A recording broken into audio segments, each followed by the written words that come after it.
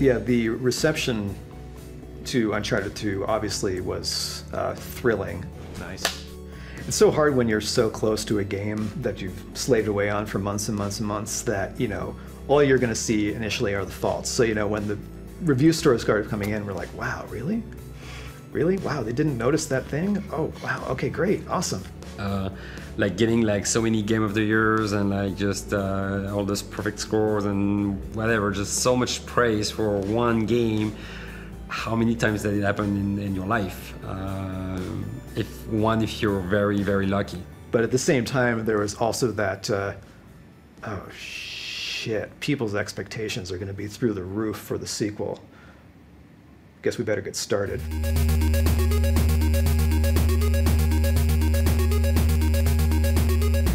Okay, so we just wanted to go through everything now that we have everybody here and just sort of see where everything stands, because we had the marketing meeting last week. Everybody loves the direction of the trailer. Nobody had any real changes except for, you know, just make it look pretty and get it finished. So at this point, we're just going to try to start nailing down some of the details. We feel like people are interested in what we're going to do next. And so we wanted to make a piece that sort of suggested, like, this is where the game is going.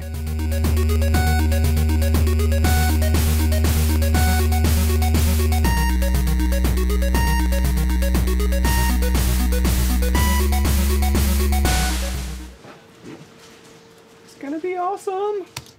Obviously, the teaser is kind of a big deal, so a lot of my energy is going into that. But yeah, it's a little terrifying, to be honest. There's a lot more pressure now on us than I think there ever has been. So.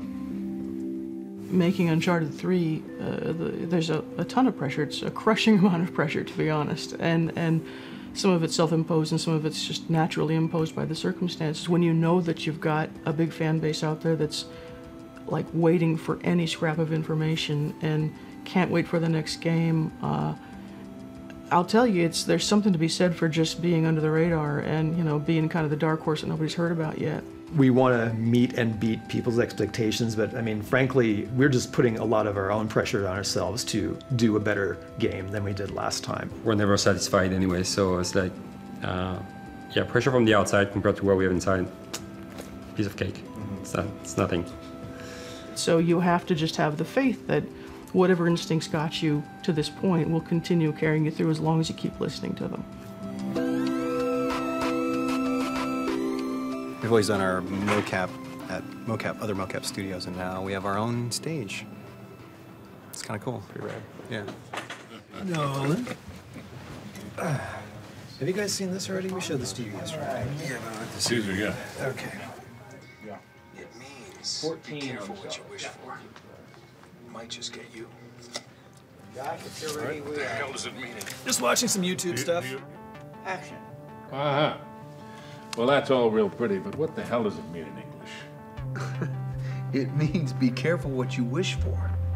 It might just get you. Did you know how popular it was going to be when you stepped onto the project? I had no idea what it was. I remember just going to the audition. I was just in one of those great moods, and here I am sliding over the thing and jumping, knocking over chairs, and I didn't care. I didn't know what it was. It's a TV show. I thought it was a voiceover job. I didn't really know, but I was in a good mood. And then they hired me. I'm like, oh, great, whatever. And then we get into it, and you realize what it is, and you start going.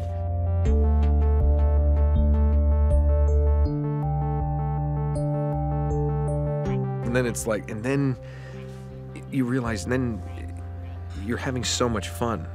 That was in perfect time. And I was given so much freedom. It was one of the first times in my career that I was given the freedom to really contribute and help create this character from my own personality. We're all kids in the sandbox, having a good time, playing. Yeah. And that's why, you know, the old name of, the old title of actors was players. And that's what we're supposed to do. We're supposed to play like this is real.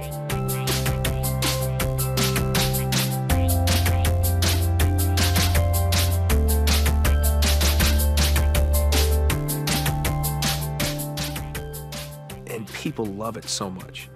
And they're like, I mean, greatest game I've ever played. You know, it's incredibly flattering. And like I said, it's the best job I've ever had in 15 years in this business. Television, film, doesn't matter. There's nothing better than this. All men dream, but not equally. Anything different in tone, though?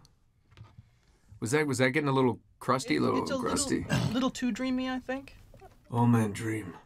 Yeah, well, yeah, be not careful. equally. Careful about don't get too crusty, because this is the first time Drake's voice is going to be heard in this trailer that's going out at the Spike VGAs, basically. So you want to make sure it's all recognizable.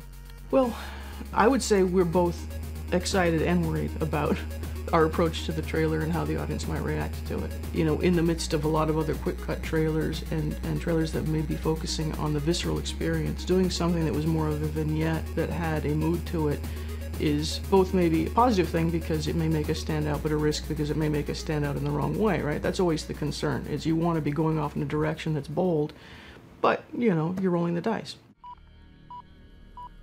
This I did.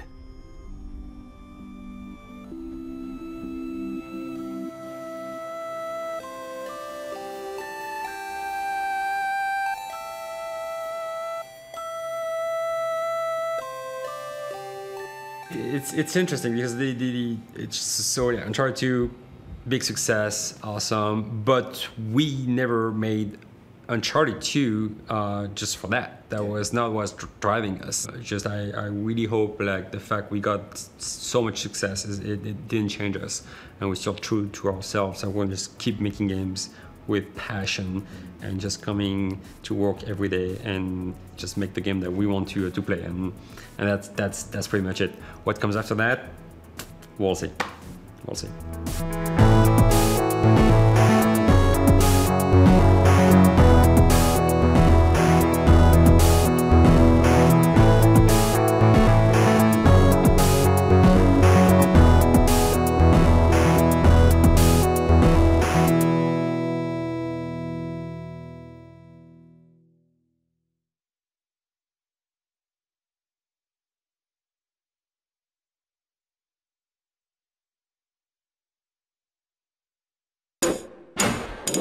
PlayStation